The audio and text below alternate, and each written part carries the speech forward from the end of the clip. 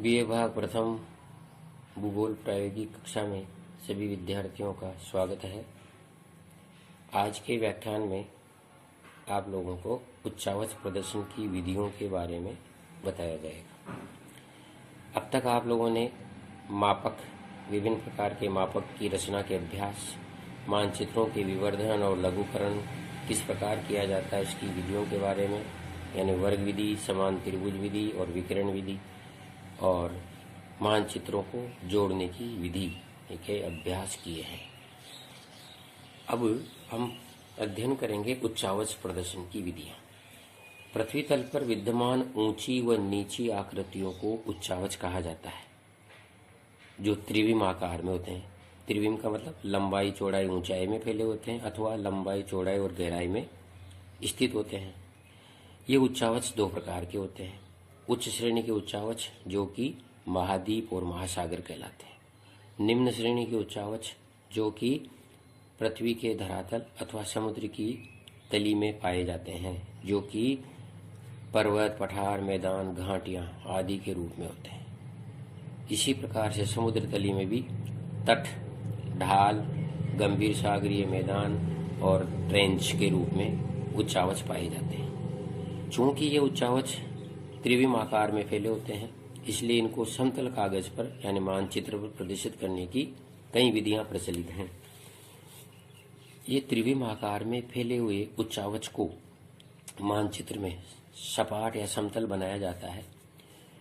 इनकी तीन प्रमुख विधियां हैं। चित्रमय विधि यानी पिक्टोरियल मेथड, जिसको हम गुणात्मक विधि भी कहते हैं। इसको हम गुणात्मक विधि भी कहा जाता है। दूसरी गणितीय विधि, जिसे हम मात्रात्मक विधि भी कह सकते हैं। और तीसरी मिश्रित यानी दोनों मिश्रित रूप में प्रयोग में की जाती है। चित्रमय विधि में तीन विधियां प्रमुख हैं: हेशूर विधि, पर्वतीय छायाकरण विधि और आकृतिक विधि। हेशूर विधि में मानचित्र में छोटी छोटी खंडित रेखाएं बनाकर प्रदर्शित किया जाता है ढाल को, यानी जहां ढाल अधिक है ये रेखाएं पास पास में और गहरी गहरी होती है। जहां ढाल कम होता है रेखाएं दूर दूर और पतली पतली हल्की हो जाती है। जैसे किसी पहाड़ी को दिखाना है तो इस तरह से हम पहाड़ी को दिखाएंगे। ये छोटी छोटी खंडित रेखाएं खींच दी जाती हैं और हम इसको दिखा सकते हैं। तो ये ऑस्ट्रिया के लेहमान नामक विद्वान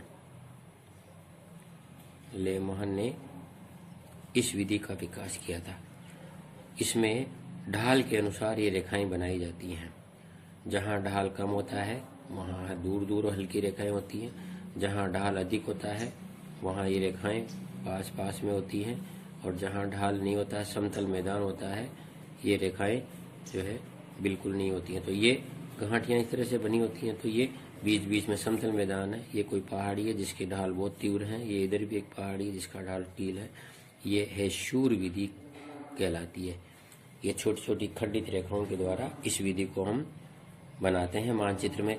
क्योंकि इस विधि में मात्रा का पता नहीं चलता है कि किस मात्रा में ढाल है, केवल ये पता चल रहा है कि ये एक पहाड़ी है, इधर भी एक ऊंचा पठार है, ये भी ऊंची ढाल है, ये बीच में घाटियां समतल हैं। ये विधि हेशूर विधि कहलाती है। मानचित्र में इस तरह की रेखाएं खींचकर पर्वतीय भागों को प्रकट किया जाता है। दूसरी विधि है पर्वतीय छायाकरण। इसमें हम पर्वतीय छायाकरण विधि में उच्चावच को इस प्रकार से प्रदर्शित किया जाता है कि वो यूं लगता है कि जैसे कोई फोटोग्राफ खींच के और मानचित्र में चिपका दिया गया हो। जहां जहां ढाल तीव्र होता है वहां जो है वाइट छोड़ दिया जाता है, और जहां गहरी घाटियां होती है उसको पेंसिल से या पेन से शेडिंग करके इस तरह से दिखाया जाता है कि वो ऊंचे भाग नजर आते हैं। इस तरह के चित्र को पर्वतीय छायाकरण के रूप में दिखाया जाता है, यानी पर्वतीय भागों को दिखाते हैं। इसमें या तो ऊपर से कोई फोटोग्राफ ड्रोन से जैसे फोटो लिया गया हो, तो ऊपर से फोटो लेंगे तो ऊंची उठी हुई पहाड़ियां वो वाइट नजर आएंगी और नीचे धसी हुई घाटियां वो ब्लैक हो जाएंगी। तो ये है पर्वतीय छायाकरण। इस तरह से चित्र बनाकर और मानचित्र में प्रदर्शित करते हैं। तीसरी विधि है आकृतिक विधि। इस विधि में मानचित्र पर छोटी छोटी आकृतियां बनाकर उच्चावच की और दिखा देते हैं। जैसे ज्वालामुखी क्षेत्रों में शंकु बनाकर इस तरह से प्रदर्शित कर देते हैं। कालडेरा है, उसको इस तरह से प्रदर्शित किया जाता है। जैसे कोई ज्वालामुखी है, उसको इस तरह से प्रदर्शित किया जाता है, यानी 45 डिग्री के कोण पे। जैसे किसी बाग में चूने की आकृतियां हैं, इनको इस तरह से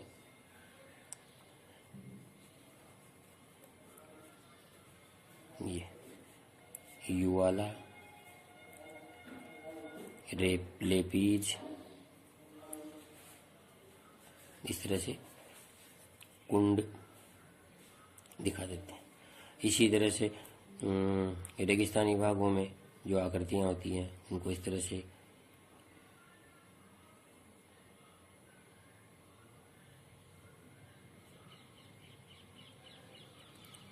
चित्र बनाकर प्रस्तुत कर देते हैं।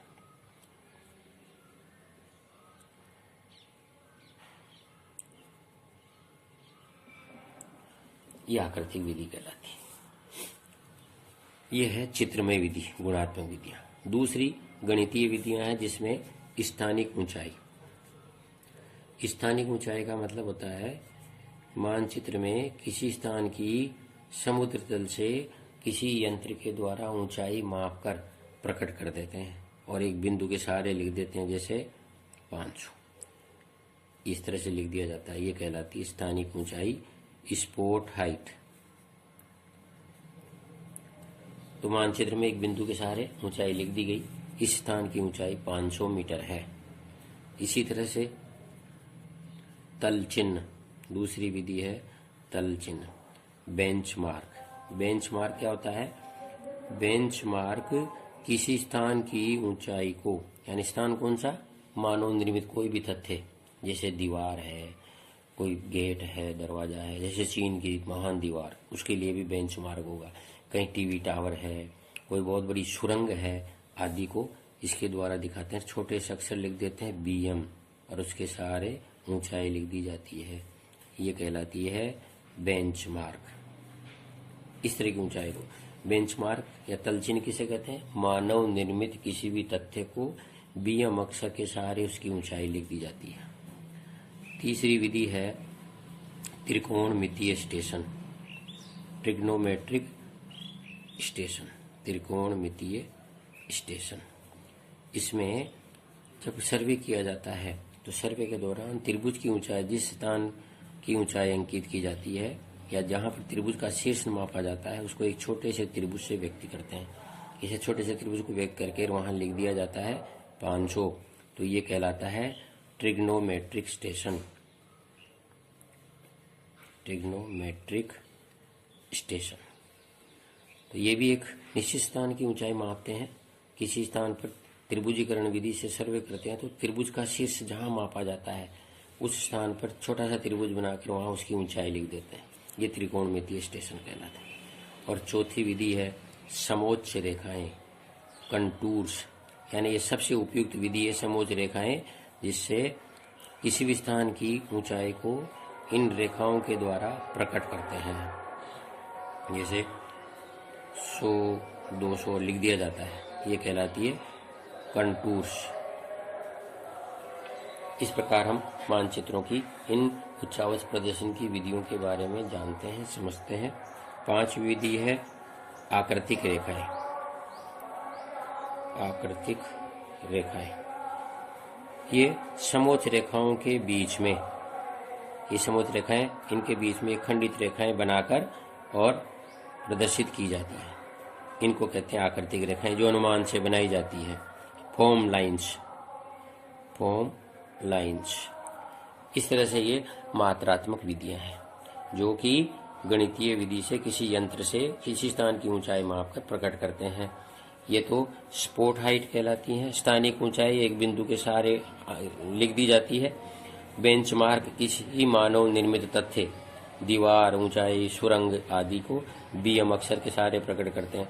और त्रिकोणमितीय स्टेशन, किसी स्थान पर त्रिभुज का शीर्ष मापा जाता है तो छोटे से त्रिभुज के सहारे ऊंचाई लिखकर प्रकट किया जाता है। ये त्रिकोणमितीय स्टेशन कहलाता है।